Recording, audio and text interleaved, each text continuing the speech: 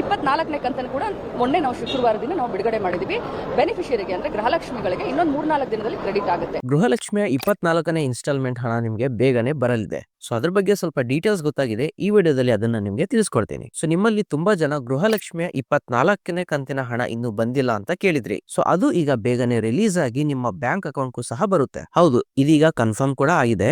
ಆಮೇಲೆ ಇಲ್ಲಿ ನೀವು ಕನ್ಫ್ಯೂಸ್ ಆಗಬೇಡಿ. ಹಳೇದೇನ್ ಫೆಬ್ರವರಿ ಹಾಗೂ ಮಾರ್ಚ್ ತಿಂಗಳು ಏನ್ ಬಾಕಿ ಇದೆಯಲ್ಲ 4,000 ಮೊತ್ತ, ಅದ್ರದ್ ಬಗ್ಗೆ ಈ ಒಂದು ಮಾಹಿತಿ ಅಲ್ಲ. ಇದು ಬಂತು ಹೊಸ ತಿಂಗಳ ಅಂದ್ರೆ ಡಿಸೆಂಬರ್ ಅಲ್ಲಿ ನಿಮ್ಗೆ ಏನ್ ಅಮೌಂಟ್ ಬರೋದಿದೆ ಅದ್ರ ಬಗ್ಗೆ ಇರೋದು. ಸೊ ಹಳೇದೇನಿತ್ತಲ್ಲ 4,000 ಅಮೌಂಟ್ ಅಂದ್ರೆ ಫೆಬ್ರವರಿ ಹಾಗೂ ಮಾರ್ಚ್ 2025ರ ಅಮೌಂಟ್ ಏನಿತ್ತು, ಆ ಬಾಕಿ 4,000 ರೂಪಾಯಿ ಅದು ಕೂಡ ಬೇಗ ರಿಲೀಸ್ ಮಾಡ್ತೀವಿ ಅಂತ ಲಕ್ಷ್ಮಿ ಹೆಬ್ಬಾಳ್ಕರ್ ಅವರು ರೀಸೆಂಟ್ ಆಗಿ ಹೇಳಿದ್ರು. ಸೊ ಅದಾದ್ಮೇಲೆ 24ನೇ ಕಂತಿನ ಹಣವನ್ನು ಸಹ ನಾವು ಬೇಗ ರಿಲೀಸ್ ಮಾಡ್ತೀವಿ ಅಂತ ಮೀಡಿಯಾದವರಿಗೆ ಅವರು ತಿಳಿಸಿದ್ದಾರೆ. 24ನೇ ಕಂತನ್ನು ಕೂಡ ಮೊನ್ನೆ ನಾವು ಶುಕ್ರವಾರದಿಂದ ನಾವು ಬಿಡುಗಡೆ ಮಾಡಿದ್ವಿ.